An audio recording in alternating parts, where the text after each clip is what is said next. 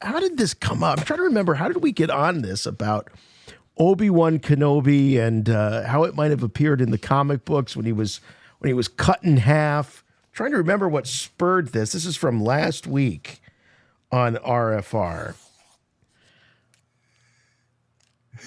I think I asked you because you asked me if I ever thought Ben Kenobi was sliced in half. Yes, that's right. Did I ever conceive the idea of Darth Vader slicing him in half, or did I always believe Ben just disappeared? Yes.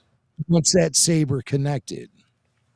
So I started talking about the vintage Marvel comics, and this is from issue number 5, where I said the moment that the saber was connecting with Ben, it clearly looked like he was getting cut in half. But he sort of was. It's wild. If you haven't seen this panel, and there's a lot of younger fans that probably haven't. I mean, this is nightmares. This looks like the end of Raiders of the Lost Ark when the Ark of the Covenant gets open and they start melting. Look at this death of Obi Wan Kenobi. This is horrifying. I couldn't believe it when I saw it. The way I defined it was the moment Vader's saber starts to cut Ben in half, he weirds out, kind of like that mother Anastasia did in the Acolytes when she turned into a black smoke monster. Yeah, I mean, it kind of just the waviness and everything. He sure looks surprised. Look at yeah, this doesn't look planned. No, this does not look planned. Now, again, Howard Chaykin was the artist here, and he was largely working off of black and white stills and a script. And the script was changing, actually, as Howard was creating these panels. So he didn't really have a full grasp of what was going on. But I think he did ask the question, is this something we see on screen? And the answer was yes. So Howard then devised this nightmarish image of Vader slicing Ben Kenobi in half as Ben weirds out, and the sound effect Zrak as Vader's slicing him in half. And as a matter of fact, in the panel there, it says the Sith Lord brings his sword down, seemingly cutting his elder foe in half. Ben Kenobi's cloak falls to the floor in 2 parts. Yeah, that's key because you don't see that in the film. There's no evidence. Right. Vader just steps on it. So you don't see in the movie 2 parts.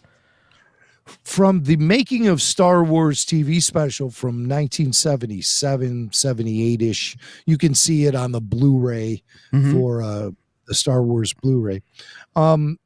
They reveal footage of the difficulty the crew was having in pulling off the effect, where they had an empty cloak of Ben there. Yes. Vader swung at it like a baseball, like he was swinging a bat at a ball.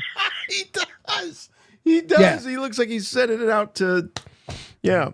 And half the cloak falls and the other half stays there. And then the other half lights on fire. It was and then they show George just oh my God, does anybody have antacid around here? Oh my God. But hey, and also with this comic adaptation, notice in the next panel, when Vader is investigating the mystery of the empty cloak, he's using his lightsaber to lift up the cloak and poke around at it.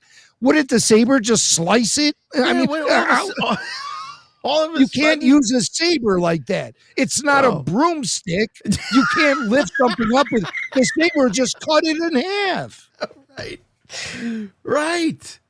Wow. Yeah. So the physics of Star Wars not exactly apparent to Howard Chaykin or Marvel Comics or even kids of the 70s who we all looked at this panel as oh yeah, where's Ben? We're not even thinking about the lightsaber lifting up the cloak and stuff.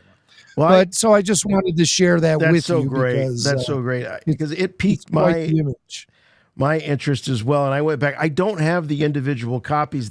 What I have is this. This yeah. is the Marvel Special Edition. It's kind of an oversized compilation of this. Cost $1. Can you imagine? Yeah. Those things were so popular in the 70s. And it was only Marvel was doing these oversized editions. You would find them on the newsstands. I have my copies. I have no memory of buying this. I think this was probably my older brother's. But this, I grew up looking at this thing, and I had completely forgotten about that panel until you put it on the rundown. And I was like, holy crap. That is really something. Those images are burned into my mind. We didn't have anything on demand back then. There was no VHS, no streaming, no DVDs, no Blu-rays, no cable, no nothing. It was just the comic book was the only way we can relive the films unless we were actually in the theaters themselves.